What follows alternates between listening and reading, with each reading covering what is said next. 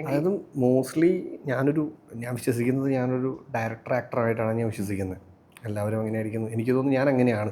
ഒരു ഡയറക്ടർ എന്നുള്ളൊരു സ്ക്രിപ്റ്റ് വായിക്കുന്ന സമയത്ത് ഒരു ഐഡിയ കിട്ടുമ്പോൾ നമ്മളത് ഡയറക്ടറോട് ചോദിച്ച് ഞാനങ്ങനെ ചെയ്യും. ഞാൻ ചോദിക്കും ഇതിങ്ങനെയാണോ സംസാരിച്ച് നോക്കും.